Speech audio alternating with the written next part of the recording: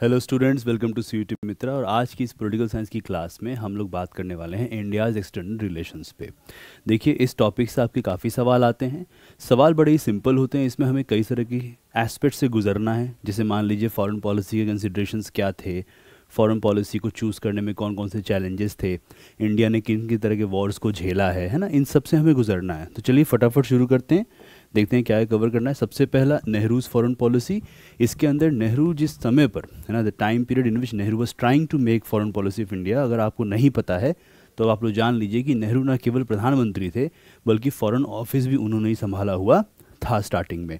So we need to get this point clear कि initial stages of Indian independence and the initial days, है ना, जो initial साल रहे हैं ऑफ इंडियन रिपब्लिक, उसमें नेहरू ने हमारी फॉरेन पॉलिसी को लीड किया था। ये सच बात है कि बहुत सारे एक्सपर्ट्स, कैबिनेट के लोग या ब्यूरोक्रेट्स और फर्दर फ्रेंडली लीडर्स जो थे उन्होंने भी काफ़ी ज़्यादा गाइड किया, but Nehru was single handedly taking care of the Indian foreign policy. Second जो पढ़ना है वो है Sino Indian war of 1962।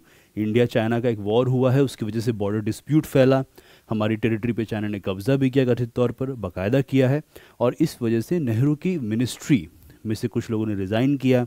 Nehru government पे कई तरह के, है ना, घनघोर काले बादल छाए, तो एक ये भी हमें जानना है। थर्ड, द इंडो पाक war of 1965 and 1971। Apart from this, we also need to understand the Kargil conflict and always remember this idea of war। इसे हमेशा कॉन्फ्लिक्ट से थोड़ा सा अलग करके समझना ज़रूरी है। एनसीईआरटी चाहती है कि आप इस डिफरेंस को दिमाग में रखें। And then India's nuclear programs and the shifting alliances in world politics. अक्सर एक बात कही जाती है कि there are no friends in international politics, there are only alliances, है ना, कि अंतर्राष्ट्रीय स्तर पर आप राजनीति की बात करेंगे तो कोई दोस्त नहीं होता है, बस आपके अलग अलग गुट बन जाते हैं। तो ये मेजर जो सीयूईटी का जो आपका सिलेबस है उसमें इन 4 टॉपिक से आपको गुजरना है, और आज का हमारा टास्क है कि हम ये 4 टॉपिक्स अच्छे से कवर करके यहाँ से जाएंगे। मेरा ये दावा है कि when you finish the class, जैसे हम लोगों ने पॉलिटिक्स ऑफ प्लान डेवलपमेंट पढ़ा था और बाकी टॉपिक्स कवर किया है, इस क्लास के बाद आपको इस टॉपिक में कोई भी डाउट नहीं रहेगा। Let's begin the first thing. First thing is that introduction to the foreign policy considerations of India. Number 1 बात, आज़ाद हुआ है भारत। देखिए, भारत जब आज़ाद हुआ तो हमने अपने आप को सॉवरेन डिक्लेयर किया, है ना, यानी हमारे ऊपर अब किसी और का शासन नहीं है। हम किसी भी दूसरे राज व्यवस्था, राज्य, सरकार, कोई देश, कोई इंपीरियल ताकत, हम उसके अधीन नहीं है, हम उसके गुलाम नहीं है, बल्कि हम उसके डोमिनियन भी नहीं हैं कि जैसा वो बोलेंगे आका जी वैसा हम लोग करेंगे। ऐसा कुछ नहीं होने वाला, राइट। वी आर सॉवरेन, हम अपने कानून खुद बनाएंगे। लेकिन 47 से पहले हमारे विदेश के संबंध कैसे होंगे इसके ऊपर हम भारतीयों का कोई अधिकार नहीं था, हमें अंग्रेज़ों के हिसाब से चलना पड़ता था। तो 1947 में सबसे पहले हमने क्या किया, अपनी फॉरेन पॉलिसी को इवॉल्व करना शुरू किया। हालांकि during the course of national movement, ये हमेशा याद रखिएगा कि एक तरफ आपको दिखता है कि 1947 इज़ द बेंचमार्क, है ना, किताब में ऐसे लिखा हुआ है, लेकिन वही किताब हमें ये भी समझाना चाह रही है that during the course of national movement Jawaharlal Nehru खास तौर पे जब कहीं जाते थे, देश में ही या विदेश में ही, तो वो केवल इंडियन नेशनल मूवमेंट की बात नहीं करते थे, बल्कि उन्हीं स्पीचेस के दौरान वो फॉरेन पॉलिसी कंसिडरेशंस और इंटरनेशनल पॉलिटिक्स का ऑर्डर कैसा होना चाहिए इसके बारे में भी बात या गुफ्तगू किया करते थे। और नेहरू का ये मानना था कि जितने ऐसे देश हैं जिन्हें आज के टाइम पे कॉलोनाइज करके रखा हुआ है, उन्हें आज़ादी मिलनी चाहिए और आत्मनिर्णय के आधार पर सेल्फ डिटरमाइन होकर उन्हें अपने फॉरेन पॉलिसी कंसिडरेशंस को आगे बढ़ाना चाहिए। तो इवन दो स्टार्टिंग 1947 से होती है, लेकिन इसकी जड़ें हमें कहाँ खोजनी है, भारत के राष्ट्रीय आंदोलन या नेशनल मूवमेंट ऑफ इंडिया में। ये पहला फैक्ट आपको ध्यान रखना है। दूसरा, नेहरू का विजन क्या था। सी, अगर आप फोटो देख पाएँ तो आपको काफ़ी सारे नेता नजर आ रहे होंगे। हेयर इज जवाहरलाल नेहरू, ये भारत के पहले प्रधानमंत्री। उनके बगल में जो इंसान खड़े हैं वो देखिए उनका नाम क्या है, उनका नाम है क्वामे नक्रूमा, ठीक है, ये घाना से थे। फिर हमारे पास गमल अब्दुल नसीर हैं इजिप्ट के, then we have Sukarno from Indonesia, और हमारे पास यूगोस्लाविया से मार्शल टीटो, ठीक है। ये ऐसे लीडर्स हैं, यही वो 5 लीडर्स हैं जिन्होंने नैम की शुरुआत की है। तो नेहरू शुरू से ही, अभी से ही नहीं, नेशनल मूवमेंट के टाइम से उनके अंदर एक कॉन्शियसनेस आ गया था कि हमें एक बेहतर तरह की पॉलिसी को डेवलप करना होगा, और अगर ये सारे देश जो आज गुलाम हैं आज़ाद होकर एक साथ आ जाएं तो वर्ल्ड पॉलिटिक्स में बहुत बड़ा असर ये छोड़ सकते हैं या एक डिटरमाइनिंग फैक्टर बन सकते हैं कि कोई भी डिसीजन कैसे लिया जाएगा। तो इसी तरह से उनका क्या विजन था, उनका विजन था नंबर 1 नॉन अलाइनमेंट और नंबर 2 पीसफुल को एग्जिस्टेंस, ठीक है। अब ये दोनों शब्द जो हैं उसको आपको थोड़ा ध्यान देना है। नॉन अलाइनमेंट दरअसल एक ब्लॉक की राजनीति शुरू हुई। आज की क्लास में इसके बारे में थोड़ा जानेंगे। सेकेंड वर्ल्ड वॉर के टाइम पे तो यूएसएसआर और यूएसए एक साथ आके जर्मनी, जापान, इनके खिलाफ, इटली के खिलाफ युद्ध कर रहे थे। लेकिन जब उन्होंने नाजी ताकतों को हरा दिया है ना, तो उन्होंने क्या किया, उनके पास एक और सवाल बना कि अब वर्ल्ड ऑर्डर कैसा होगा।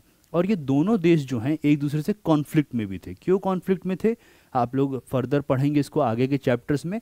सिंपल अभी इतना जान लीजिए, यूएसए, मैंने आपको पॉलिटिक्स ऑफ प्लान डेवलपमेंट में समझाया था, डेमोक्रेसी, कैपिटलिस्ट डेवलपमेंट, मार्केट, इस तरफ को फेवर करता था। और अगर आपने पिछली क्लास देखी तो यूएसएसआर क्या था, वो ऑपोजिट था। वहाँ पे सोशलिज्म, स्टेट कंट्रोल, इसके ऊपर फेवर किया जाता था। तो दो अलग तरह की विचारधारा जो है इन दो देशों में फैली हुई थी। अब इससे क्या हुआ कि दुनिया भी इन दो देशों के अंतर्गत दो ध्रुव बन गए। अब उन दो ध्रुवों के अंतर्गत देश भी जो है आपस में बंटने लगे। जैसे कुछ देश यूएसए के बैंडवैगन इफेक्ट में चले गए, पिछलग्गू बन गए, और कुछ देश यूएसएसआर के पीछे लग गए। ऐसे में एक तीसरा पक्ष जो इन दोनों ब्लॉक से एक परस्पर दूरी रखता हो, लेकिन इनसे ना तो दोस्ती उस तरीके से रखता हो कि इनका बन जाए किसी एक ब्लॉक का, ना ही किसी ब्लॉक के खिलाफ कोई दुश्मनी रखता हो, बल्कि नॉन अलाइंड हो, अपने हिसाब से निर्णय लेता हो और दोनों से अच्छे संबंध बरकरार रखता हो। तो ये नेहरू का पहला विजन था कि ये करना है हमें। दूसरा क्या था, पीसफुल को एग्जिस्टेंस। देखिए, नेहरू का ये मानना था कि आखिर देश या राष्ट्र जो हैं ये आपस में शांति प्रिय तरीके से मसलों को सुलझाकर एक साथ एग्जिस्ट क्यों नहीं कर सकते। अक्सर नेहरू की यहाँ पे आलोचना भी होती है, पर हमेशा याद रखिएगा उन्होंने खुद ये बात कही है कि idealism is the real realism. वो इस तरह की बात करते थे। और भले ही 1962 के वॉर और कुछ और भी ऐसे मसले रहे हैं जहाँ पे दिखता है कि नेहरू शायद थोड़ा सा समझने में कम हो गया, गड़बड़ हो गया, लेकिन उनकी इस पॉलिसी की वजह से हम देख पाते हैं कि चाहे वो कोरियन क्राइसिस हो, क्यूबन मिसाइल क्राइसिस हो, यहाँ तक कि कंबोडिया का क्राइसिस हो, दुनिया जब जब ऐसे मौके पर पहुंची है कि ये दो बड़ी ताकतें एक दूसरे से लड़के बहुत तबाह कर देंगे, वैसे पे हमेशा नॉन अलाइनमेंट ने ही पीसफुल को एग्जिस्टेंस को स्टैब्लिश किया। तो एक ये बात आपको जाननी है। तीसरा क्या है, चैलेंजेस कौन कौन से थे। जब भी हम फॉरेन पॉलिसी की बात करते हैं तो फॉरेन पॉलिसी से भले ही आउटवर्ड लुकिंग हो, है ना, फॉरेन पॉलिसी, फॉरेन, विदेश, भले ही आउटवर्ड लुकिंग हो, लेकिन उसको गढ़ने में, उसके डेवलपमेंट में इंटरनल और एक्सटर्नल दोनों फैक्टर्स होते हैं।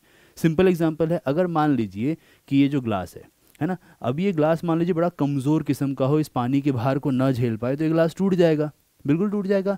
लेकिन अगर मान लीजिए बाहर का टेम्परेचर बहुत ज़्यादा ठंडा हो, तो इस ग्लास के पानी पर भी असर पड़ेगा। तो इंटरनली स्ट्रक्चर कैसा है और एक्सटर्नली एनवायरनमेंट कैसा है, इन दोनों पर निर्भर कर रहा है कि इस ग्लास में पानी रहेगा कि नहीं रहेगा, वो पीने योग्य होगा कि नहीं होगा। तो उसी तरह से फॉरेन पॉलिसी भी इसी तरह से काम करती है। इंटरनल और एक्सटर्नल दोनों फैक्टर्स काम करते हैं। यहाँ तक कि इसमें एक चीज़ जो आप जोड़ सकते हैं एक्सटर्नल में फर्दर सब कॉम्पोनेंट की तरफ, वो होता है रीजनल डायनामिक्स। ठीक है, तो ये तीसरी बात हमें जाननी है।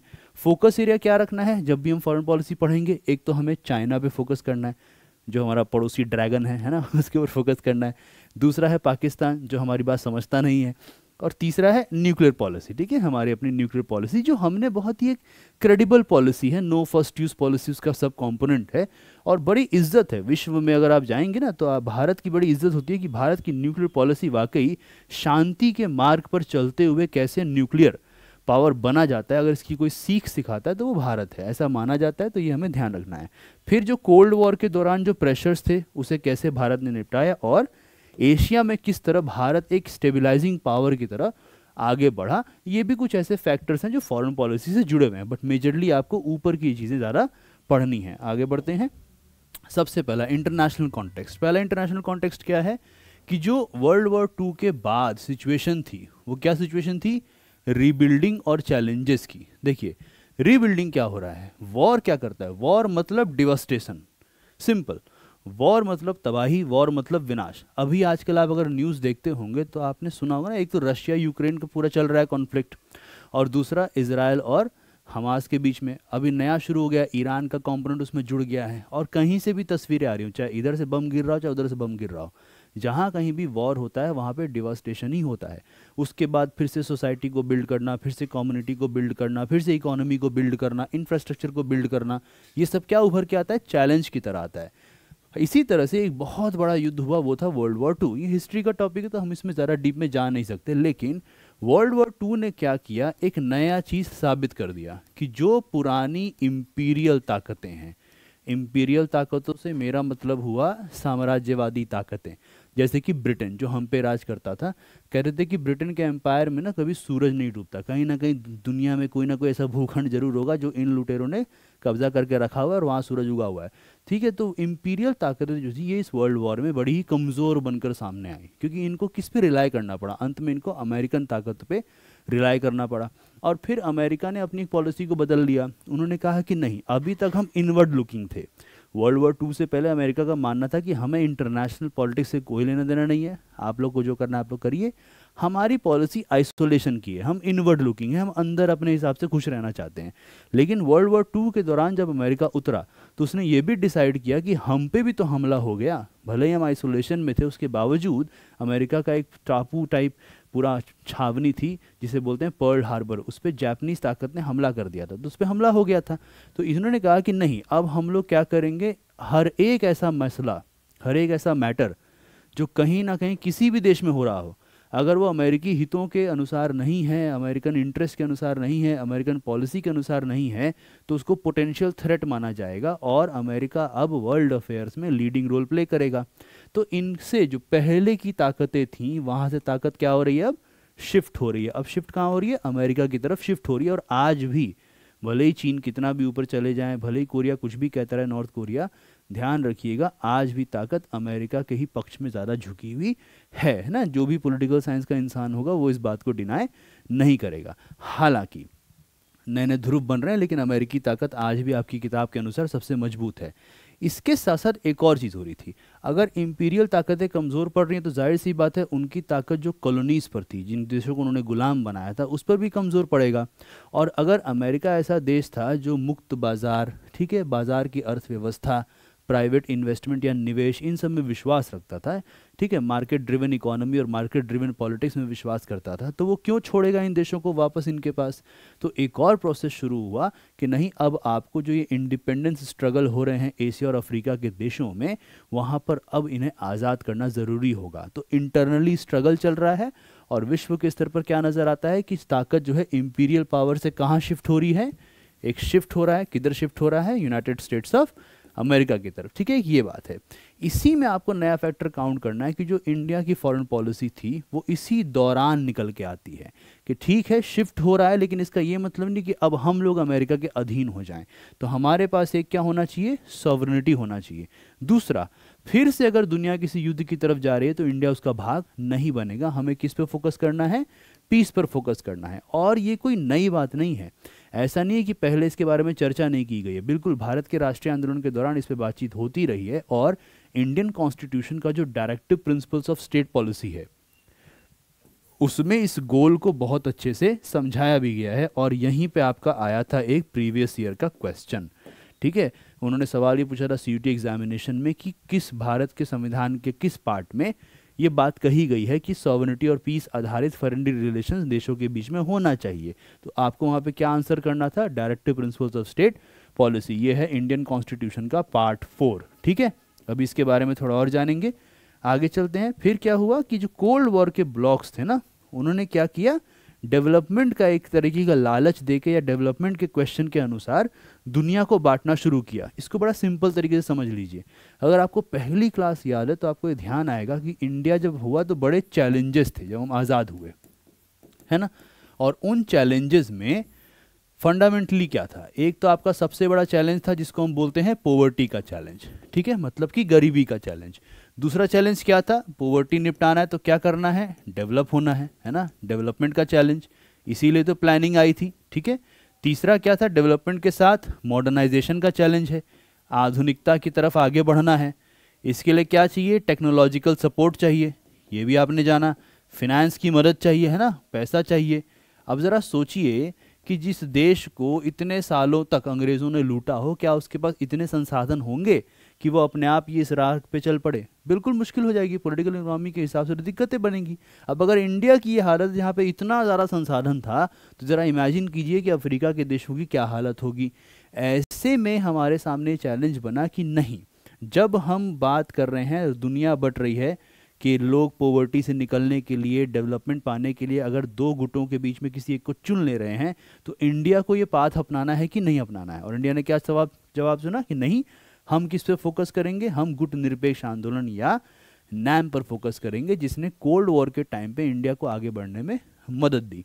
अब हमेशा मैं बात कहता हूँ कि आपके सवाल सिर्फ टेक्स्ट से नहीं आते हैं, बल्कि किस व्यक्ति ने क्या कहा है, कौन सी टिप्पणी किसने की है, इस पे भी आपके सवाल बनते हैं। तो जवाहरलाल नेहरू ने एक बड़ी कमाल की बात लिखी थी, ठीक है। और ये देखिए ये क्या है, कॉन्स्टिट्यूंट असेंबली मार्च 1949 में उन्होंने एक बात कही है कि what does independence consist of, कि आज़ादी में क्या क्या आता है। तो उन्होंने क्या बोला, it consist fundamentally and basically of foreign relations, ठीक है। पहला क्या उन्होंने कहा कि फॉरेन रिलेशंस से कनेक्शन है, that is the test of independence, all else is the local autonomy. मतलब कि अगर आप सही मायने में आज़ादी समझना चाहें तो सबसे अच्छा तरीका है फॉरेन रिलेशंस में क्या वो देश अपने हिसाब से निर्णय ले पा रहा है कि नहीं ले पा रहा है, इस पे निर्भर करेगा कि आप कितने आज़ाद हैं। बाकी जितने मसले हैं कि आप अपनी सरकार चुन रहे हैं कि नहीं चुन रहे हैं, देश में चुनाव हो रहे हैं कि नहीं हो रहे हैं, ये सारे के सारे मसले लोकल ऑटोनॉमी के मसले होते हैं। कितनी दूर की बात कही है।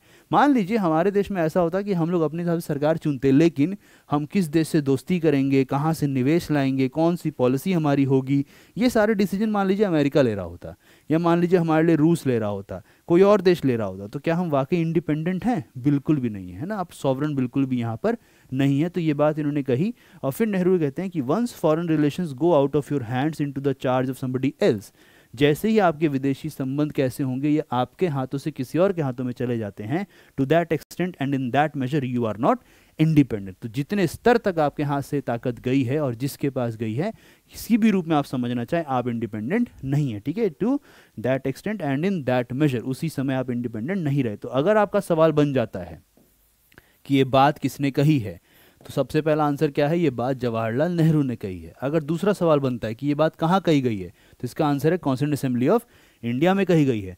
और तीसरा सवाल बनता है कि ये कब कही गई है, तो मार्च 1949 में कही गई है, ठीक है। तो ये बात ध्यान रखना है। अब जो मैंने अभी आपको समझाया कि हमारे कॉन्स्टिट्यूशन में ही इसके बारे में बातचीत की गई है, तो चलिए फटाफट जान लेते हैं कॉन्स्टिट्यूशन में कहाँ की गई। यहाँ से आपका PYQ आया था, तो भाई अगर सवाल आ रखा है तो ज़रूरी तो नहीं है ना कि सवाल रिपीट हो जाए, लेकिन हाँ ये ज़रूर हो सकता है कि सवाल फिर से घूम के आ जाए। तो सवाल कहाँ से आया था कि कौन सी जगह पे संविधान में कहाँ लिखा हुआ है जहाँ पे फॉरेन रिलेशंस की बात की गई है। तो सबसे पहला पार्ट 4 ऑफ द कॉन्स्टिट्यूशन, ठीक है। ये क्या है, ये हमारे संविधान का पार्ट 4 है। इसे बोला जाता है directive principles of state policy. और आर्टिकल 51 अनुच्छेद नंबर 51, देखिए उसमें क्या लिखा हुआ है, Indian constitution lays down some directive principles of state policy. और इसमें क्या है, सिंपल बात, promotion of international peace and security, अंतर्राष्ट्रीय शांति और सुरक्षा को आगे बढ़ाना, उसे बेहतर बनाना। और इसमें भारतीय राज्य क्या करेगा, the state shall Endeavour, Endeavour समझते इसका मीनिंग क्या है कि आप प्रयास करेंगे, ठीक है। ये आपका एक तरीके से एक विमर्श की तरह है, आप वहाँ पहुँचना चाहते हैं, गंतव्य है कि हम जाना चाह रहे हैं, तो आप प्रयास करेंगे निरंतर। सबसे पहला promote international peace and security, ये पहला करेंगे। दूसरा maintain just and honourable relation between nations, मतलब राष्ट्रों के बीच में एक थोड़ा सम्मानजनक संबंध हो। दूसरा वो न्यायोचित संबंध हो, ये नहीं जैसा संबंध ब्रिटेन ने हमारे साथ रखा था, या आज के टाइम पे मान लीजिए अमेरिका कई देशों के साथ मान लीजिए रख रहा है, या चीन जिस प्रकार से जापान के साथ आजकल कर रहा है, या हांगकांग जिसको अपना भाग बना ही चुका है, या ताइवान को जिस तरह से वो ट्रीट करता है, ठीक है। ये foster respect for international law and treaty obligations in the dealings of organised people with one another. मतलब मान लीजिए भारत को कल को पाकिस्तान से कोई संबंध रखना है, भारत को मान लीजिए श्रीलंका से कोई बातचीत करनी है, तो हम लोग कोई अगर अंतर्राष्ट्रीय जो कानून है, दो देशों के बीच संबंध कैसा होना चाहिए, तो उसके प्रति सम्मान होना चाहिए। और कोई ट्रीटी अगर कर रखी है, जैसे हमने फ्रेंडशिप ट्रीटियाँ की हुई हैं, ठीक है, कई अन्य प्रकार की आर्थिक संबंध भी हम बनाते हैं, तो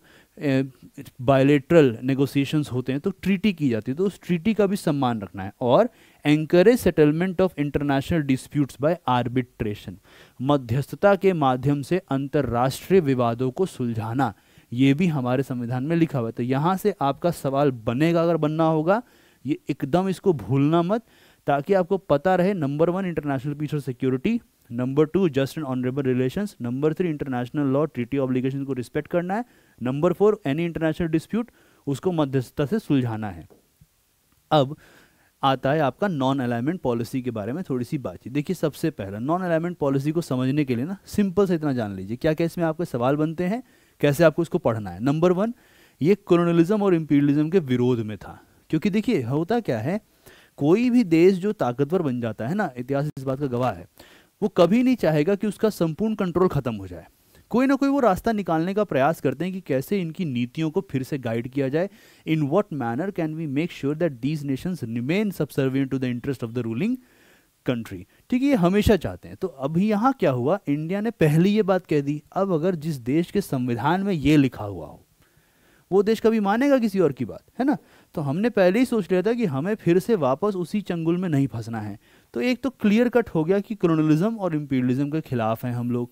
अब इसमें हर प्रकार का बाहरी कंट्रोल जो है वो आता है।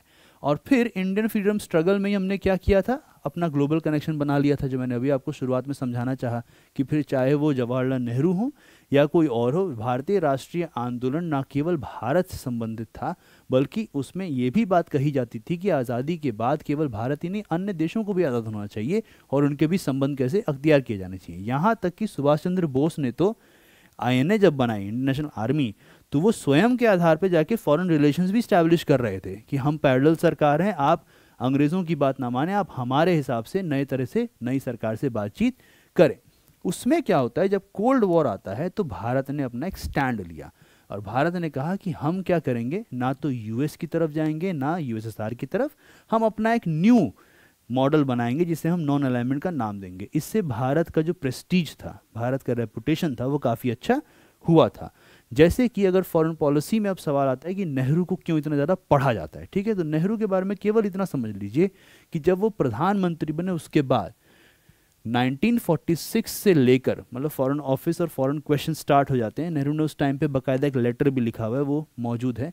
तो 1946 से लेकर 1964 तक ये पूरे समय तक वो क्या काम कर रहे हैं, वो एक तरीके से भारत के विदेश मंत्री की तरह भी काम कर रहे हैं। ठीक है, इंटरिम गवर्नमेंट के बाद से वो अपने हिसाब से 46 से बात शुरू करते हैं और जब हम आज़ाद हो जाते हैं 47 में, और 1960 का पूरा जो टाइम रहा है मेजर स्टार्टिंग का, इसमें कौन व्यक्ति हैं जो एज ए फॉरेन मिनिस्टर काम कर रहे हैं, वो है जवाहरलाल नेहरू। और इसमें उनके ऑब्जेक्टिव क्या थे, देखिए अभी के टाइम पे हमारे सामने कई ऑब्जेक्टिव, जैसे मान लीजिए आज के टाइम पे हम बात करें तो डेवलपमेंट के कंसर्न्स को पूरा करना, इंडिया के नेशनल इंटरेस्ट को सिक्योर रखना, ये हमारे फॉरेन पॉलिसी के कंसर्न्स हैं। उसी तरह से जब हम आज़ाद हुए तो उस कोल्ड वॉर के डायनेमिक्स में आखिर क्या कंसर्न्स थे, तो वहाँ पे साफ साफ नेहरू ने बताया है कि पहला जो हमारा कंसर्न है, ऑब्जेक्टिव है, वो है सॉवरेनिटी, यानी कि हम संप्रभु हों। ठीक है, नेशनल सॉवरेनिटी, इसका मतलब क्या हो गया, सिंपल जान लीजिए इसे। अगर आप इस तरह से समझे कि कानूनी भाषा में ये है क्या, तो ये दरअसल एक प्रकार का लॉ बनाने का इंडिपेंडेंट राइट होता है। ठीक है, कि कोई भी देश में कोई अगर कानून बनाना चाहता है कोई सरकार, तो उस कानून को बनाने में वो स्वतंत्र है कि नहीं है। जैसे सिंपल, मैं मान लीजिए भारत अगर श्रीलंका से एक खास प्रकार की संधि करना चाहता है, भारत देश में संसद जो है हमारी, वो देश को लेकर एक नया कानून बनाना चाहती है। अगर इसको बनाते हुए भारत की सरकार के ऊपर किसी प्रकार का कोई विदेशी दबाव है, तो आप कहेंगे कि हमारी सॉवरेनिटी कॉम्प्रोमाइज़ हो रही है। ठीक है, अगर मान लीजिए हम चाह रहे हैं कि हमारा अपना जो है सार्क हो, सार्क में हमारा अपना ट्रेडिंग हो, हमारी अपनी करेंसी हो, और मान लीजिए वर्ल्ड बैंक हम पे दबाव डाल रहा है या कोई बड़ी ताकत हम पे दबाव डाल रही है, नहीं ऐसा नहीं होना चाहिए, मान लीजिए चीन को पसंद नहीं है, मान लीजिए अमेरिका को पसंद नहीं है, और फिर इस कारण क्या होता है, भारत निर्णय नहीं ले पाता है, तो हम क्या बोलेंगे, हमारी सॉवरेनिटी कॉम्प्रोमाइज़ हो रही है।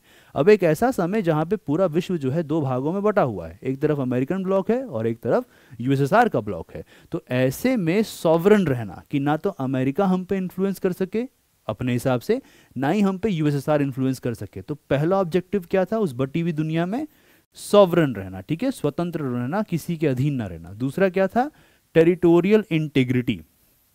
इतनी बुरी मार झेलकर हम आज़ाद हुए, पार्टीशन हो चुका था, अभी पार्टीशन तो हुआ ही है, पता लग रहा है कि कोई विखंडनकारी ताकतें भी देश में मौजूद हैं, विदेशी मुल्क चाह रहा है कि देश और बट जाए। ऐसे में टेरिटोरियल इंटीग्रिटी, है ना, पूरे भू क्षेत्र को अखंड रखना, ये एक और हमारा सबसे बड़ा ऑब्जेक्टिव था फॉरेन पॉलिसी का। और तीसरा था जो कायदे से उसका एक आर्थिक पक्ष और सामाजिक पक्ष लेके आता है, economic growth plus social justice, वो था डेवलपमेंट का पक्ष।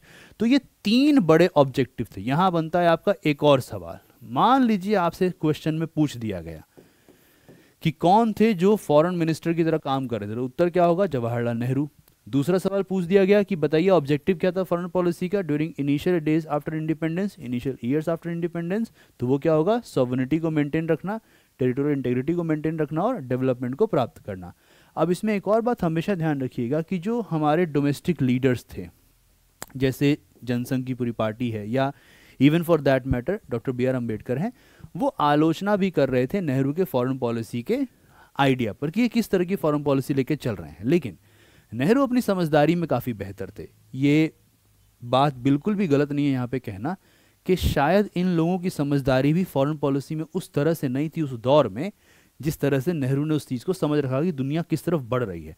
तो नेहरू ने क्या किया कि नहीं, हम आपके ऑपोजिशन की कदर करते हैं, रिस्पेक्ट करते हैं, कांग्रेस सिस्टम चैप्टर आप लोग पढ़ चुके हैं, हम नैम को ही अपनी सेंट्रल स्ट्रैटेजी बनाएंगे।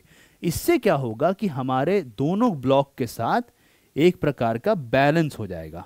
और सबसे बड़ी बात, जो एशिया और अफ्रीका के बीच में यूनिटी की बात है ना, एशियन कॉन्फ्रेंस तक ऑर्गेनाइज कराया था नेहरू ने, ये जो यूनिटी की बात है, नैम क्या करेगा, इस यूनिटी को भी इंश्योर करेगा। तो देखिए जवाहरलाल नेहरू ने केपीएस मेनन को एक लेटर लिखा है जनवरी 1947 में। अब उसमें लेटर में देखिए वो क्या लिख रहे हैं, our general policy is to avoid entanglement in power politics and not to join any group of power as against any other group. हमारा सामान्य जो नीति क्या है कि ये जो पावर पॉलिटिक्स हो रहा है ना यूएसएसआर के बीच में, इसमें हमें फंसना नहीं है। भाई आपकी ज़रूरत ही नहीं है, क्यों फंसोगे, फंसोगे तो एक ही तरफ पक्ष में घिरे रहोगे, तो फंसना नहीं है। दूसरा, हम ये भी नहीं दिखाना है कि हम किसी एक ग्रुप के अगेंस्ट हैं, क्योंकि जाहिर सी बात है यूएसएसआर से भी हमारे संबंध अच्छे होने चाहिए और अमेरिका से भी होने चाहिए। The two leading groups today are the Russian bloc and the Anglo American bloc. Anglo शब्द का यहाँ पे इस्तेमाल ब्रिटेन, फ्रांस, इस जोड़ी के लिए भी किया गया है। We must be friendly to both and yet not join either. मतलब हम दोनों से दोस्ती बरकरार रखें लेकिन किसी का भाग नहीं बनेंगे। Both America and Russia are extraordinary suspicious of each other as well as of the other countries. This makes the path difficult but we have to endure.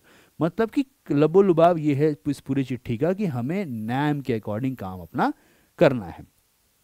अब जो कोल्ड वॉर के दौरान क्या होता है कि हमने क्या किया, एक डिस्टेंस रखा। इससे क्या हुआ कि एक तरफ नेटो ग्रुप था, ठीक है, ये नेटो ग्रुप क्या था, ये बनाया था अमेरिका ने, है ना, यूएसए ने, और एक तरफ वॉर्सो पैक्ट था। वॉर्सो दरअसल एक शहर था पोलैंड में, तो वहाँ पे यूएसएसआर ने उस पैक्ट के नाम पे, उस शहर के नाम पे एक वॉर्सो ग्रुप बना दिया था।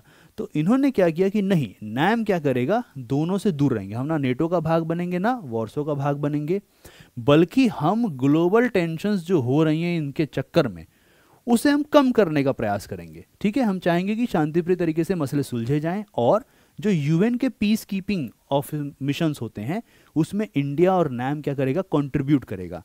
ये दाद देने वाली बात है कि जो यूएन के पीस कीपिंग फोर्सेस में एक ऐसा देश जिसने बहुत सारे मिशंस में बहुत सारे सैनिक भेजे हैं वो भारत है। वो क्यों हो पाया, नैम की वजह से हो पाया।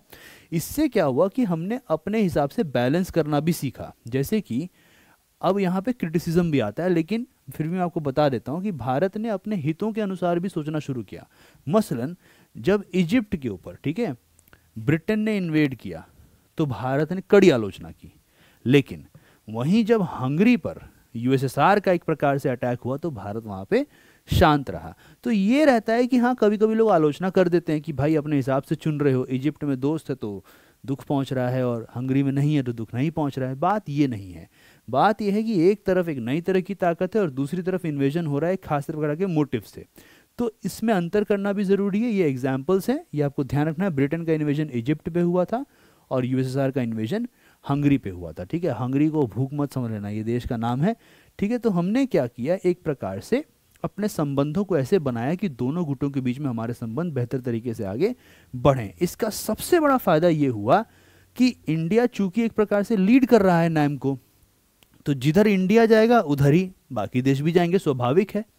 तो दोनों जो ये पावर ब्लॉक के जो मेन थे ना कंट्रीज, यूएसए भी चाहता था कि भारत उसके पक्ष में झुका रहे और यूएसएसआर भी चाहता था कि भारत उसके पक्ष में झुका रहे।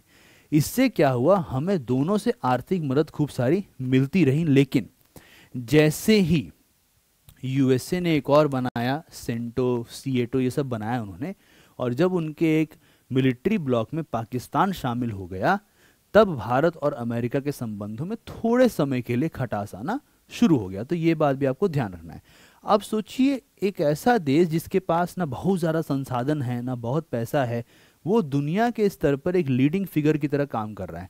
इसी पर सी राजगोपालाचारी ने लेटर टू एडवीना माउंटबेटन 1950 में एक लेटर लिखा एडवीना माउंटबेटन को। उन्होंने कहा कि a country without material man और मनी, ना उतनी संसाधन है, ना उतने लोग हैं, ना उतना पैसा है, the three means of power, ठीक है। अगर मान लीजिए ये सवाल आ गया, what are the three major means of power, है ना, साधन क्या होते हैं, तो एक है मटेरियल, एक है मैन और एक है मनी, ठीक है। मैन की जगह आप ह्यूमन वर्ड भी इस्तेमाल कर सकते हैं। Is now fast coming to be recognised as the biggest moral power in the civilised world, her word listen to with respect in the councils of the great, ठीक है। कि ऐसा पूरा का पूरा सभा जहाँ पे बड़ी बड़ी शक्तियाँ बैठती हैं, वहाँ पे जब भारत की तरफ से कोई कुछ बोलता है तो उसे सुना जाता है।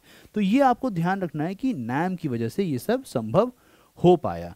इसी नैम के अंतर्गत एक और बहुत बड़ा एजेंडा था, वो था एफ्रो एशियन यूनिटी का। ये बगल में एक कॉन्फ्रेंस की तस्वीर है, नेहरू अफ्रीकन लीडर्स के साथ बैठे हुए हैं और पूरी बातचीत और गुफ्तगू को ध्यान से सुन रहे हैं। 1940s और 50s में ही नेहरू का पूरा कमिटमेंट था कि हमें एशियन यूनिटी पर ध्यान देना है, हमें यह सुनिश्चित करना है कि कैसे एशिया के देश आपस में जुड़े रहें। और उन्होंने 1947 में एक एशियन रिलेशंस कॉन्फ्रेंस को भी ऑर्गेनाइज किया था। इसी तरह 1949 आते हुए इंडिया ने क्या किया, इंडोनेशिया के इंडिपेंडेंस को सपोर्ट दिया। साउथ अफ्रीका में जो अपार्थाइड का रेजीम था उसको चुनौती दी, उसकी आलोचना हुई।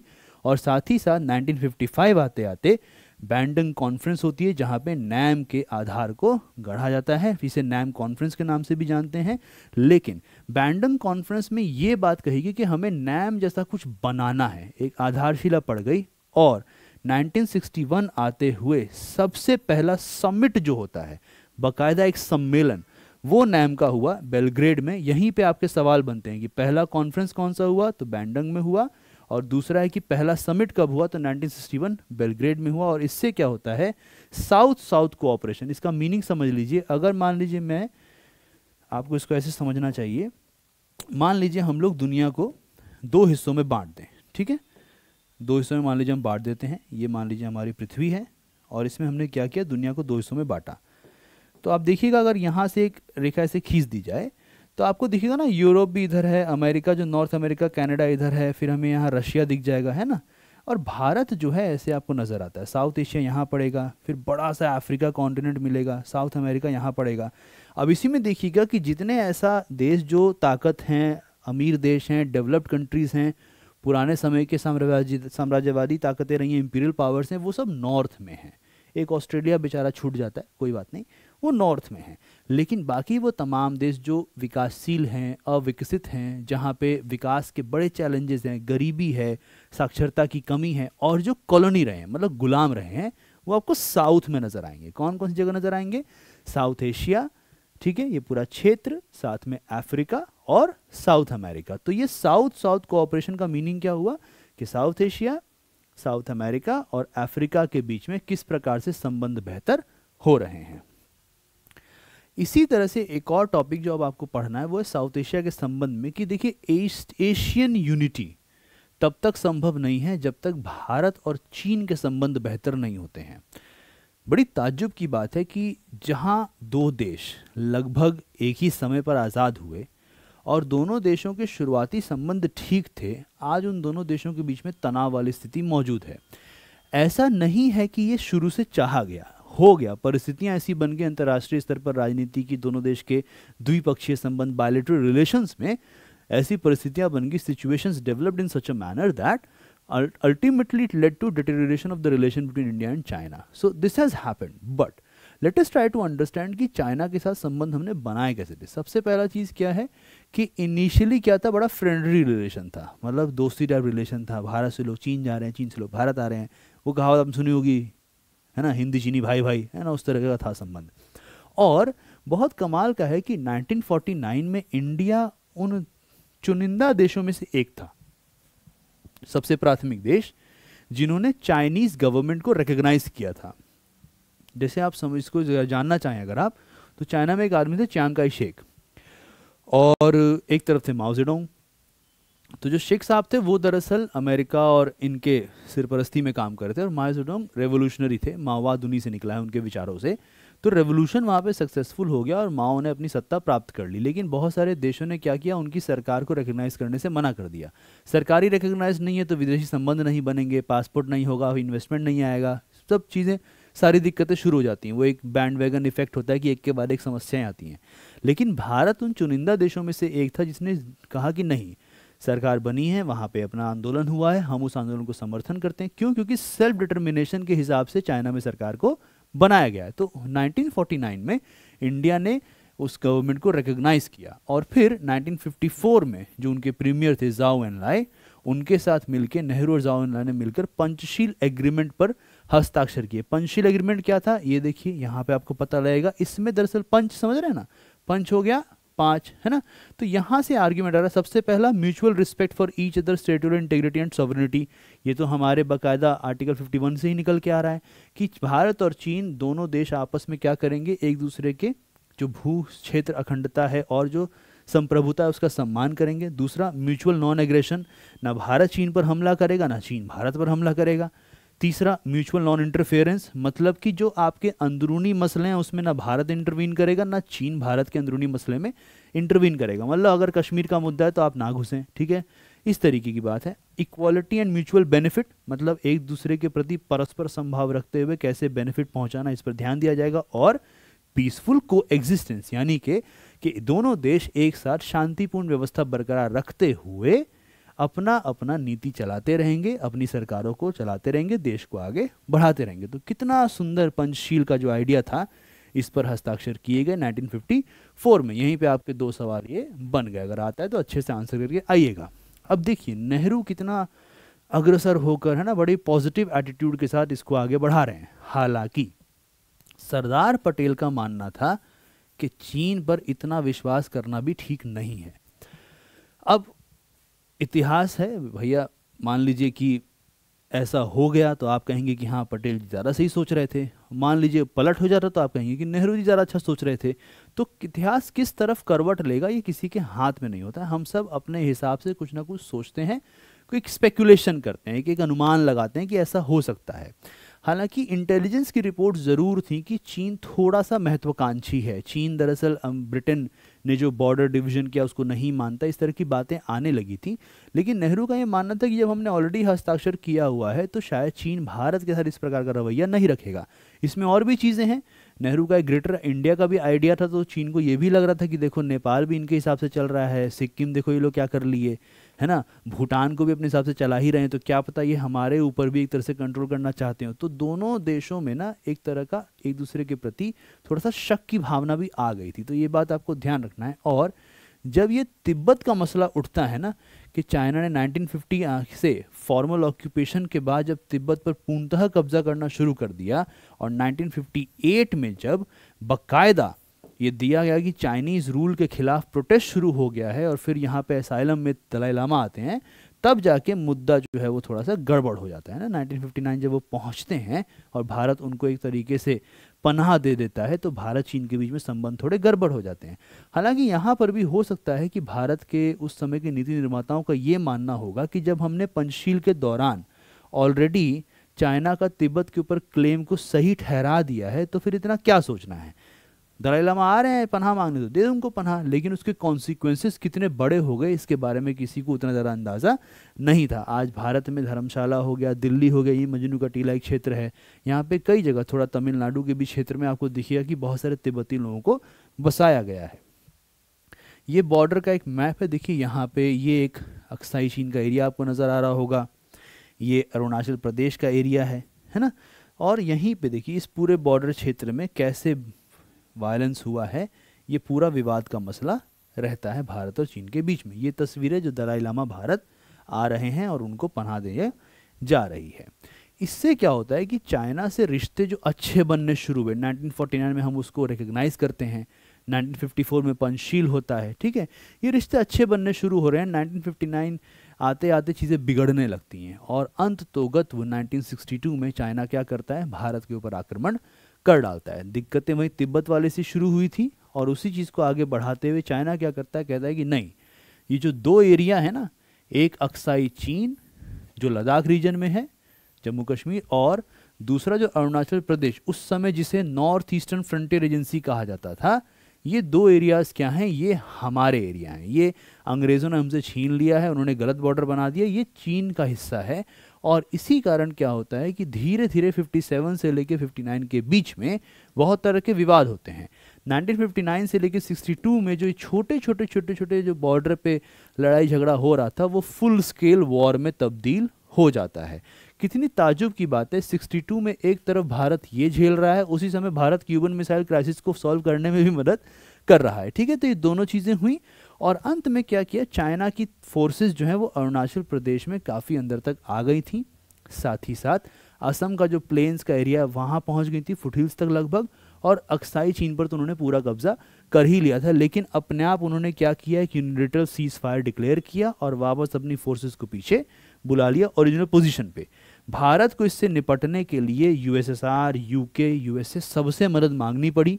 यूएसएसआर, जाहिर सी बात है, चाइना में भी कम्युनिस्ट पार्टी की सरकार है, यूएसएसआर में भी कम्युनिस्ट पार्टी है, तो यूएसएसआर थोड़ा सा साइलेंट रहा, एक न्यूट्रल पोजीशन अपनाया। लेकिन इस हार ने, जो ये हमारी हार हुई ना, इसने हमें कई तरह के नेशनल ह्यूमिलिएशन का सामना करना पड़ा।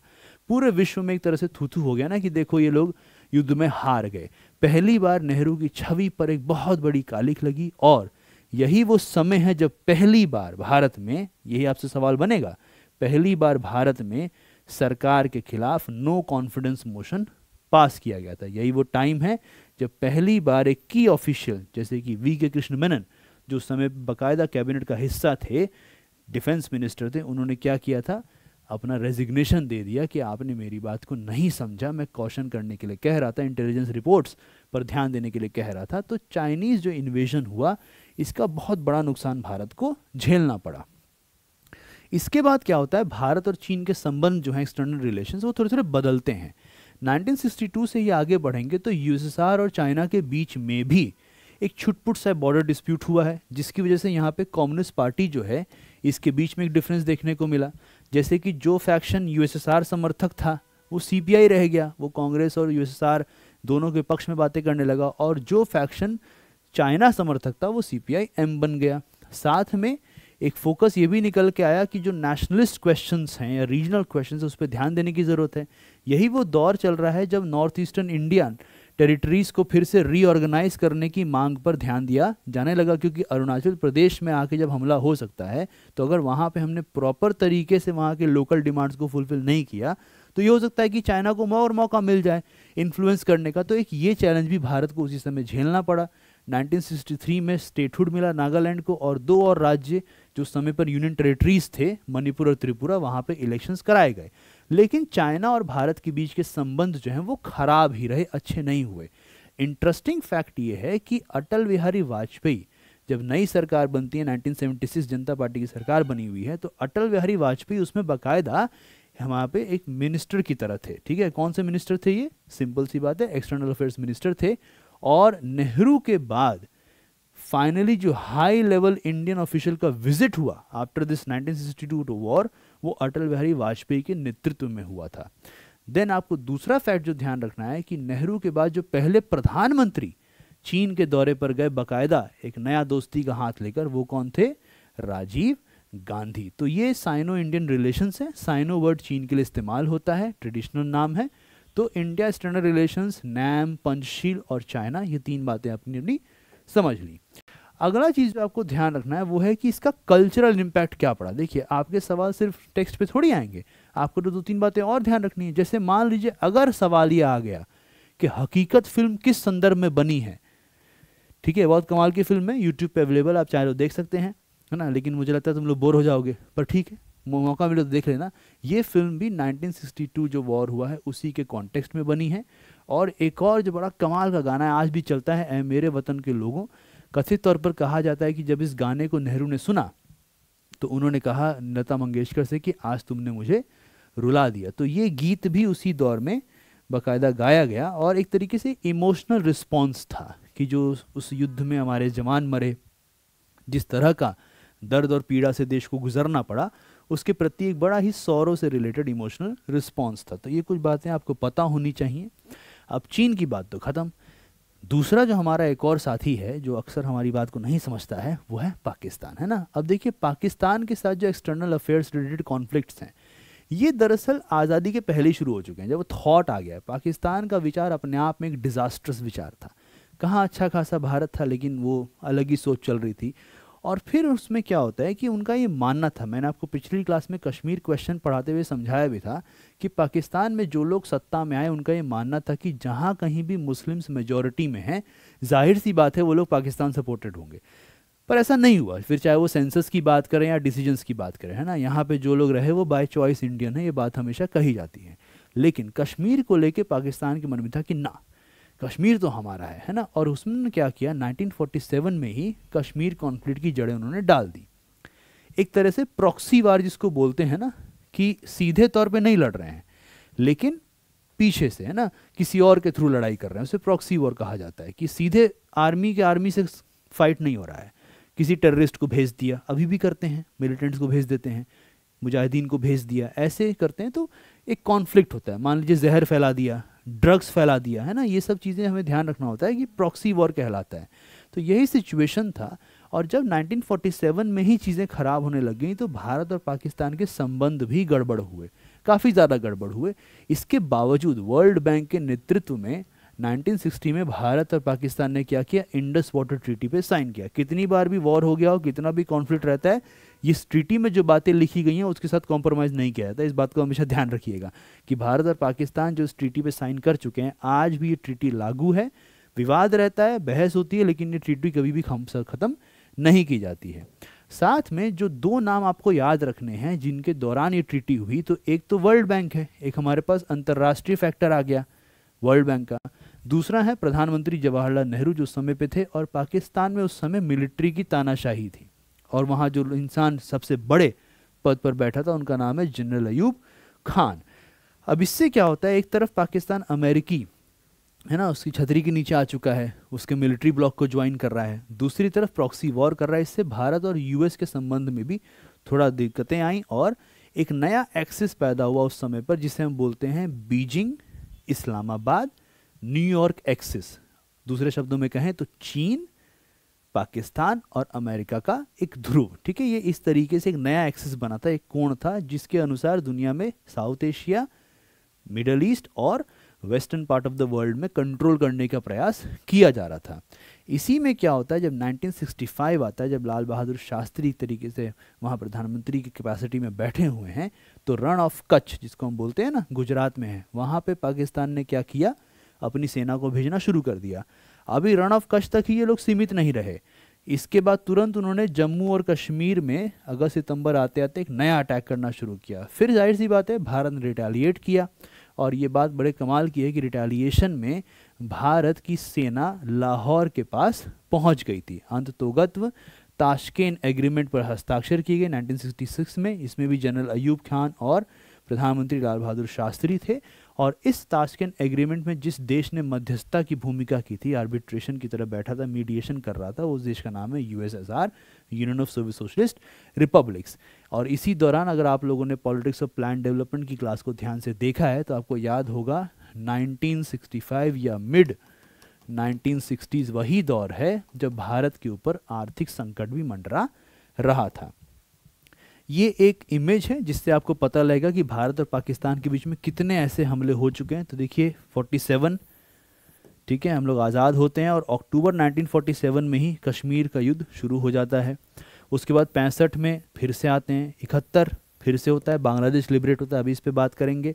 मई 1974 में जब हम लोग बाकायदा ऑपरेशन स्माइलिंग बुद्धा के माध्यम से एक न्यूक्लियर विस्फोट करते हैं तो फिर पाकिस्तान को चिढ़ मच जाती है।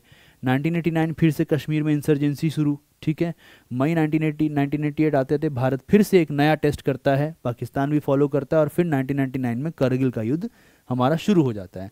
दिसंबर 2001 में भारत की संसद पर अटैक किया जाता है। फरवरी 2007 में समझौता एक्सप्रेस की बॉम्बिंग्स हैं। फरवरी 2019 में पुलवामा अटैक है, और नवंबर 2008 में मुंबई के अटैक्स को अंजाम दिया जाता है। तो एक तरीके से आप देख सकते हैं कि भले ही युद्ध हो जा रहा हो, युद्ध में वो लोग हार जा रहे हों, उसके बावजूद जो उनका एक स्केल, फुल स्केल वॉर और प्रॉक्सी वॉर है ना, एक है जिसे हम बोलते हैं नॉर्मल वॉर और दूसरा है प्रॉक्सी वॉर। ये जो दोनों मेथड है ना, इस मेथड को अभी तक छोड़ा नहीं है, ये बड़े ही दुख की बात है। अब आते हैं एक और तीसरा देश, चीन हो गया, पाकिस्तान हो गया, बांग्लादेश की बात करते हैं। बहुत सिंपल समझना है आपको। बांग्लादेश पहले क्या था? पहले बांग्लादेश ईस्ट पाकिस्तान था, लेकिन वेस्ट पाकिस्तान और ईस्ट पाकिस्तान के बीच में कल्चरल डिफरेंस था। वेस्ट पाकिस्तान में उर्दू डोमिनेटेड है, पंजाबी डोमिनेटिंग लोग हैं मुख्यतः, और ईस्ट पाकिस्तान में बंगाली पॉपुलेशन ज़्यादा था। कायदे से ज़्यादा लोग इस तरफ बसे हुए थे। तो अगर आप सही मायनों में डेमोक्रेटिक हैं तो जाहिर सी बात है जनता की इच्छा पर तो थोड़ा विश्वास करेंगे ना। लेकिन चीज़ें अलग थी। होता क्या है, 1970 आते आते ये जो पूरा गुब्बारा था कि पाकिस्तान धर्म, ये सब जो गुब्बारा है ये फूटने लगा। क्यों? क्योंकि आवामी लीग जो शेख मुजीबुर रहमान की पार्टी थी उसको बहुत प्रचंड बहुमत के साथ जीत मिली थी। लेकिन उस तरफ जो नेताजी मौजूद थे जुल्फिकार अली भुट्टो, उनका मानना था कि ना, हम किसी भी तरह से शेख मुजीबुर रहमान की पार्टी को पावर शेयर करने नहीं देंगे। तो होता क्या है, 1971 में पाकिस्तान की आर्मी शेख मुजीबुर रहमान को अरेस्ट कर लेती है और ईस्ट पाकिस्तान में वाइड स्प्रेड वायलेंस पे आमादा होकर उतर जाती है। रिजल्ट ये हुआ कि भारत में लगभग आप देखेंगे तो 8 मिलियन रेफ्यूजीज भारत में आते हैं। ये बहुत बड़ा रेफ्यूजी क्राइसिस था। पार्टीशन के टाइम पे भारत ने इसको झेला ही था, लेकिन फिर से दोबारा ऐसा कुछ होगा इसकी किसी को उम्मीद नहीं थी। अंत में क्या होता है, एक और चीज़ नज़र आती है कि इसी दौरान 1971 में ही जो हेनरी किसिंजर नाम के आदमी थे, अमेरिकन डिप्लोमेट भी थे, वो एक सीक्रेट विजिट पे आते हैं पाकिस्तान। तो इसी के रिस्पांस में भारत क्या करता है, यूएसएसआर के साथ 1971 में ही treaty of peace and friendship, 20 साल की ट्रीटी थी, उस पर साइन कर देता है। दिसंबर 1971 आते आते भारत और पाकिस्तान के बीच फिर से एक युद्ध शुरू होता है जो पंजाब, राजस्थान और जम्मू और कश्मीर के क्षेत्र पर फोकस्ड था। अगर आप लोगों को जानना हो कि क्या था तो आपने शायद बॉर्डर फिल्म का नाम सुना होगा, ठीक है, आप चाहें तो उसको ज़रूर जाके देखिएगा। तो उसी से कनेक्टेड है। और फिर अंत में लगभग 90,000 पाकिस्तानी ट्रूप्स के साथ एक सरेंडर होता है ढाका में, और इसी से नींव पड़ती है एक नए देश की जिसका नाम है बांग्लादेश। और इससे क्या हुआ, पोस्ट वॉर ईयर्स में इस एक्सटर्नल अफेयर्स में विक्ट्री से इंदिरा गांधी की पॉपुलैरिटी बहुत ज़्यादा बढ़ गई। ये कुछ 3 नाम है, जुल्फिकार अली भुट्टो, ये हैं शेख मुजीबुर रहमान और ये हैं हेनरी किसिंजर। ठीक है, तो अगर आपसे पूछा जाए शेख मुजीबुर रहमान तो अवामी लीग ईस्ट पाकिस्तान, आज का बांग्लादेश याद रखना है। जुल्फिकार अली भुट्टो ये पाकिस्तानी पॉलिटिशियन थे, आपने शायद बेनज़ीर भुट्टो का नाम सुना होगा, ये उनके फादर थे, ये पाकिस्तान के प्राइम मिनिस्टर रहे, बाद में इनको भी एक तरीके से असैसिनेट ही कर दिया गया। और हेनरी किसिंजर जो अमेरिकन डिप्लोमेट भी थे, नेता भी थे और बहुत कमाल के पॉलिटिकल साइंटिस्ट भी थे। हेनरी किसिंजर ने कई मसले सुलझाए, ठीक है, तो फिर चाहे वो ये वाला मुद्दा हो या फिर चीन के साथ संबंधों की बात हो, हेनरी किसिंजर उसमें इन्वॉल्व थे। अगर आप में से किसी को आगे बड़ा मन है किसी तरह से फॉरेन अफेयर्स में जाने का और डिप्लोमेट बनने का, तो हेनरी किसिंजर बड़े अच्छे केस स्टडी माने जाते हैं। इसी तरह से शिमला एग्रीमेंट होता है, वो कब हो रहा है, 1972 में होता है। खासतौर पे डेट याद रखनी है, 2 जुलाई 1972। इसमें क्या होगा कि इंदिरा गांधी और जुल्फिकार अली भुट्टो, अभी लोग हार गए थे, अब हारने के बाद क्या भरोसा है फिर कोई दिक्कत ना दे, तो एक साइन किया जाता है। मुख्य बात क्या थी, सबसे पहला सीज फायर लाइन, जो आज लाइन ऑफ कंट्रोल है ना, उसको बाकायदा एक डिवीजन लाइन की तरह देखा जाएगा, ये इसी ट्रीटी में आया। दूसरा, सॉवरेनिटी और पीसफुल रेजोल्यूशन, इस पर हमेशा ध्यान रखा जाएगा, म्यूचुअल रिस्पेक्ट करना होगा, कोई भी मुद्दा है शांति से आप सुलझाइए, ना हम आपके इंटरनल अफेयर्स में हस्तक्षेप करेंगे ना आप हमारे इंटरनल अफेयर्स में हस्तक्षेप करेंगे। मतलब इस एग्रीमेंट से हमने क्या किया, बांग्लादेश तो बन ही चुका था, जम्मू कश्मीर के मसले पर भी पाकिस्तान का मुंह बंद कर दिया। और तीसरा क्या है, जिससे वो बार बार कूद के चीन और यूएस से पहुंच जाते थे ना, उस पर रोक लगाएगी कि जो भी हमारे बीच का मसला है वो बायलेटरल तरीके से ही सुलझाया जाएगा। इसका भारत के और पाकिस्तान के बीच जो कूटनीतिक संबंध थे, डिप्लोमेटिक रिलेशन थे, इस पर काफ़ी असर पड़ा। आज भी ये इसको फॉलो करते हैं, इसके कुछ पॉइंट्स को, इसका एक दूरगामी प्रभाव हमें दिखता है। अगला जो पाकिस्तान के साथ हमारा रहा है बहुत बड़ा कॉन्फ्लिक्ट, वो है करगिल का कॉन्फ्लिक्ट। देखिए, कुछ खास स्ट्रेटेजिक एरियाज थे। होता क्या है, अगर आपने लक्ष्य फिल्म को देखा तो उसमें बड़े अच्छे से इसको समझाया गया है कि करगिल पे ना बहुत ऊंचा, सबसे हाईएस्ट पॉइंट है वो किसी भी कॉन्फ्लिक्ट के क्षेत्र का। तो आसान नहीं रहता ठंड के टाइम पे वहाँ पे सेना का भी खड़े रहना। तो अक्सर जब ठंड पड़ती है तो दोनों सेनाएं क्या करती हैं, अपने आप उस पोस्ट से नीचे आ जाती हैं, फिर जब बर्फ़ हटने लगती है तो फिर वापस वो ऊपर चले जाते हैं। एक तरह की अंडरस्टैंडिंग थी। उसी अंडरस्टैंडिंग का फ़ायदा उठाते हुए बड़े स्ट्रेटेजिक लोकेशंस थे। यहीं पे आपका सवाल बनेगा, जैसे मास्को एक है, द्रास, काक्सर और बटालिक एरियाज। इन 4 एरियाज में क्या किया, पाकिस्तान की तरफ से बाद में पता लगा कि आर्मी इन्वॉल्व थी, मुजाहिदीन फाइटर्स को भेजकर कंट्रोल कर लिया गया। अंत में क्या होता है कि काउंटर ऑफेंसिव जो है इंडियन आर्मी ने लॉन्च किया मई और जून 1999 में, एंड फाइनली 26 जुलाई 1999 तक इंडिया ने लगभग सभी की पोजीशंस पर वापस अपना कंट्रोल स्टैब्लिश कर लिया था। इसकी वजह से भी फिर से पाकिस्तान की थू-थू हुई, लेकिन उनकी सरकार बड़ी ही कमज़ोर नज़र आई। इंटरनली वहाँ पे काफ़ी चीज़ें बदल रही थी। तो इस चक्कर में क्या होता है, वहाँ पे जो पाकिस्तान के आर्मी के जनरल थे, जनरल परवेज मुशर्रफ, वो इसी दौरान क्या करते हैं, पाकिस्तान में तख्ता पलट कर देते हैं और नवाज शरीफ को पद से हटा देते हैं। तो हमेशा इस बात को ध्यान रखिएगा, सवाल यहाँ बनता है कि फॉरेन पॉलिसी में क्या हो रहा है या कोई देश क्या डिसीजन ले रहा है, उसके इंटरनल और एक्सटर्नल दोनों डायमेंशंस होते हैं। ऐसे ही एक्सटर्नली देश के साथ क्या हो रहा है, उसका असर इंटरनल पॉलिटिक्स पर भी पड़ सकता है। ये एनसीईआरटी में आपको बताने का प्रयास किया गया है कि आपको ये ध्यान रहे। तो ये कुछ प्रमुख देश थे हमारे जिनके साथ हमारे संबंध थे। अब जो अंतिम बात आपको इस चैप्टर में पढ़नी है वो है इंडिया की न्यूक्लियर पॉलिसी। न्यूक्लियर पॉलिसी क्या है, इसकी शुरुआत आप कैसे करेंगे। नेहरू एक तरीके से साइंटिफिक टेम्पर में काफ़ी विश्वास रखते थे। उनका मानना था कि साइंस और टेक्नोलॉजी, विज्ञान की मदद से हम बहुत आगे बढ़ेंगे। जहाँ कहीं भी स्पीच देने जा रहे थे वो चाहते थे कि लोगों में ये चेतना जगे, साइंस में विश्वास कीजिए, इकोनॉमिक्स लॉज पे विश्वास कीजिए और देश को आगे बढ़ाइए। इसी कड़ी को ध्यान रखते हुए उन्होंने डिसआर्मामेंट की बात करने के बावजूद इंडस्ट्रियलाइजेशन स्ट्रैटेजी के पार्ट की तरह न्यूक्लियर स्ट्रैटेजी पर थोड़ा सा जोर दिया था।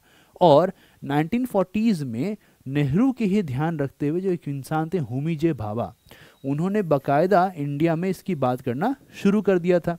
आगे चल के उन्हीं के नेतृत्व में न्यूक्लियर प्रोग्राम को धीरे धीरे एक शक्ल देना शुरू किया गया।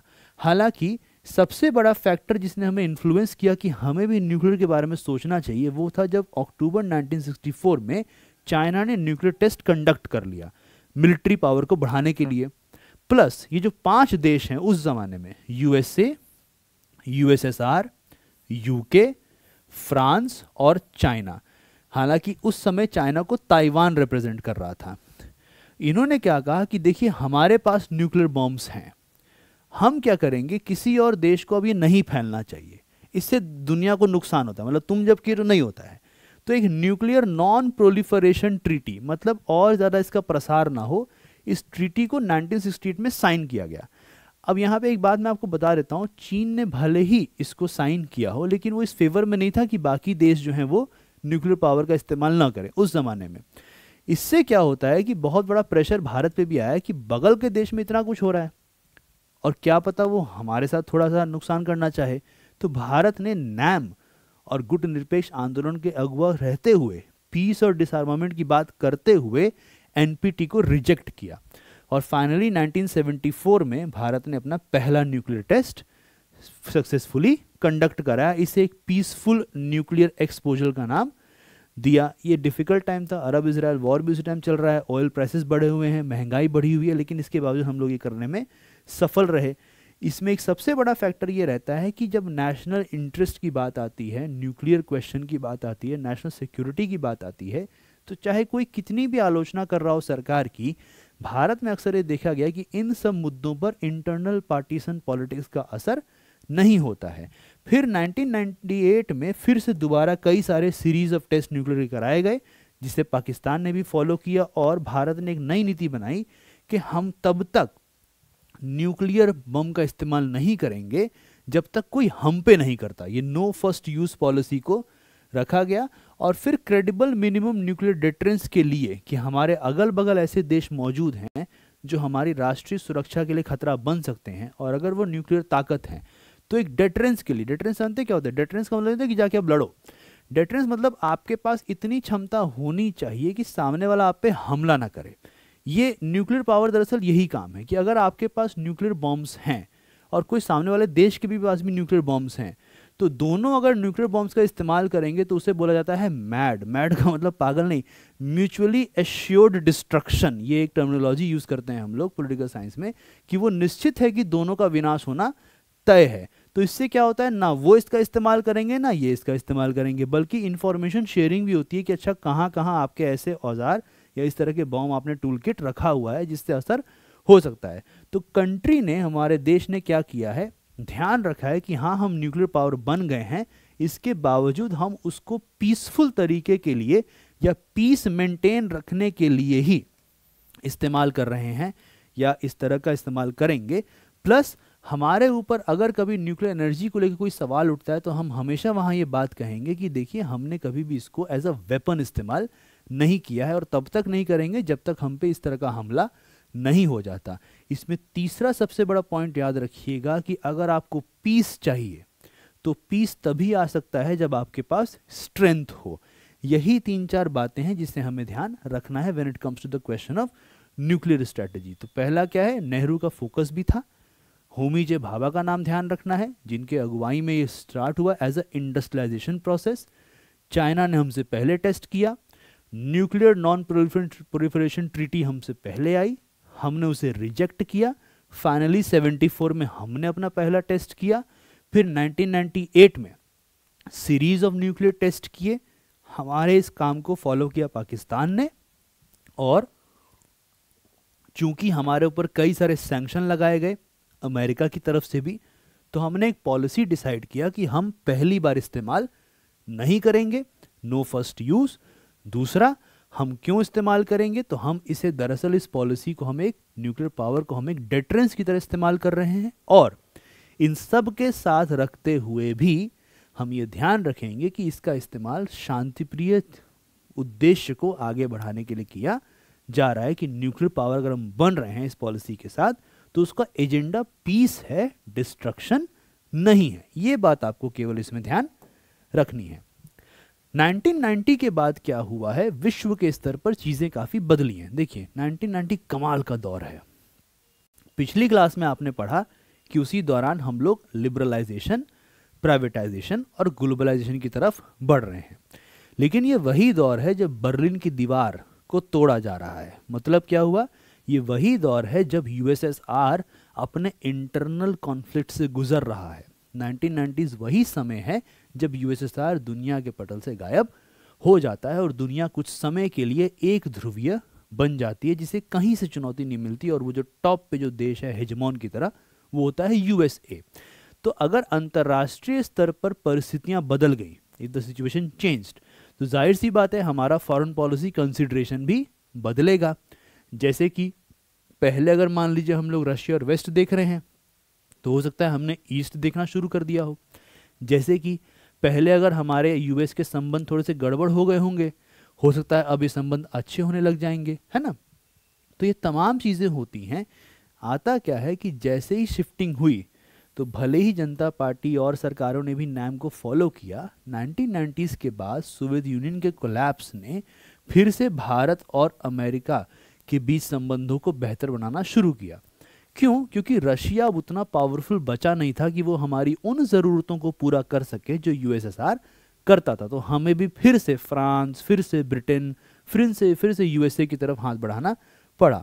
फॉरेन पॉलिसी में भी ये ध्यान दिया गया कि नैम तो है ही, नॉन अलाइनमेंट तो है ही, लेकिन उस नॉन अलाइनमेंट के अंदर मल्टी अलाइनमेंट का एक थोड़ा सा आइडिया डाल दिया गया कि अपनी ज़रूरत के हिसाब से स्ट्रेटेजिक रूप से हम लोग अलग अलग देशों के साथ हल्का सा अलाइनमेंट कर सकते हैं, लेकिन मिलिट्री ब्लॉक आज भी हम ज्वाइन नहीं करते हैं, किसी और ग्रुप के अगेंस्ट हम नहीं जाते हैं।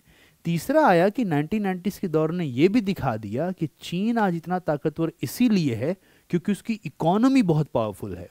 ब्रिटेन आज ताकतवर इसीलिए है क्योंकि उसकी इकोनॉमी बहुत पावरफुल है, और चाहे आपको पसंद आए चाहे ना पसंद आए, अंतर्राष्ट्रीय स्तर पर इकोनॉमी को कंट्रोल अंत में यही वेस्टर्न पावर्स करती हैं। तो इकोनॉमिक कंसर्न्स को प्राइमेसी मिल गई मिलिट्री कंसर्न्स के ऊपर, और अमेरिका के साथ संबंध अच्छे करते हुए कैसे पाकिस्तान के संबंध भी हमारे अच्छे हो जाएं, इसके ऊपर पोस्ट करगिल में काम करना शुरू कर दिया गया। फाइनली ये ध्यान रखा गया कि अब क्या करते हैं, क्रॉस बॉर्डर एक्सचेंजेस को फैलाया जाए। मतलब क्या है, जिससे आपने सुना होगा ना, गुरुद्वारा ननकाना साहिब या करतारपुर कॉरिडोर की बात होती है, या ट्रेन्स चलें, बसेस सर्विसेज बढ़ाई जाए, most favoured nation status Pakistan को कई बार दिया गया है।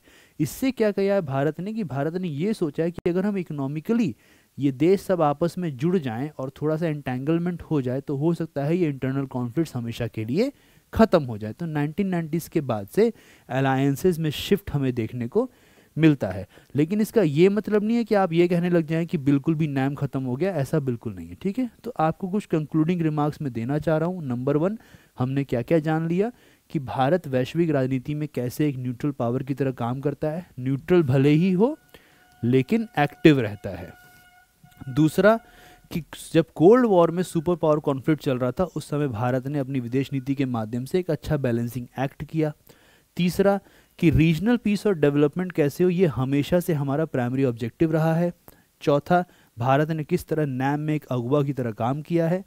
पांचवा कि हमने न्यूक्लियर डिटरेंस की पॉलिसी को एज ए स्ट्रेटेजिक पॉलिसी बनाया है, न कि वेपन वाली पॉलिसी कि हम उसका इस्तेमाल युद्ध में करने के लिए आमादा हों। और हमने हमेशा ये प्रयास किया है कि लॉन्ग टर्म डिप्लोमेटिक और अलग अलग फॉर्म में इकोनॉमिक अलायंसेस को कैसे इस्टेब्लिश किया जाए। तो आपको क्या क्या याद रखना है। सबसे पहला फैक्ट कि भारत की फॉरेन पॉलिसी को सबसे ज़्यादा किसी नीति ने शेप किया है तो वो कौन सी नीति है, नॉन अलाइनमेंट की नीति है। दूसरा फैक्ट क्या याद रखना है कि जो रीजनल कॉन्फ्लिक्ट्स हुए चीन और पाकिस्तान के साथ, इसकी वजह से भारत की विदेश नीति बदली भी है। जैसे कि चीन के साथ कॉन्फ्लिक्ट हुआ तो सोवियत रशिया थोड़ा शांत रहा तो हमने यूएस से यूके की तरफ मदद का हाथ बढ़ाया, हमें मदद मिली भी। पाकिस्तान के साथ कॉन्फ्लिक्ट हुआ तो यूएस से उधर झुका हुआ था तो हमने क्या किया, यूएसएसआर के साथ 20 साल की treaty of peace and friendship कर डाली कोऑपरेशन में। न्यूक्लियर पॉलिसी पे तीसरा फैक्ट क्या याद रखना है कि ये पीसफुल यूज के लिए है, ये सिर्फ और सिर्फ हमें रणनीतिक स्तर पर थोड़ी स्वायत्तता प्रदान करता है या स्ट्रेटेजिक ऑटोनॉमी प्रदान करता है।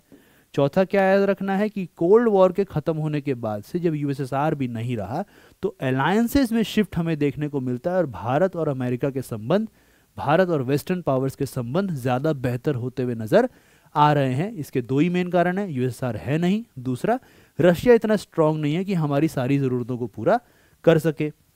पांचवी चीज़ क्या याद रखनी है कि आज भी और पहले भी एशियन यूनिटी, साथ में एंटी कॉलोनियलिज्म का जो एटीट्यूड हमने रखा है वो आज भी बरकरार है।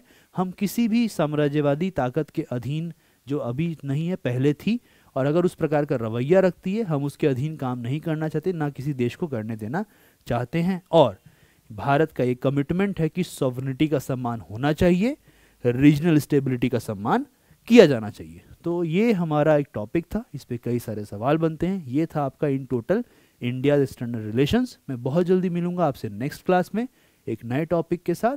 तब तक के लिए थैंक यू।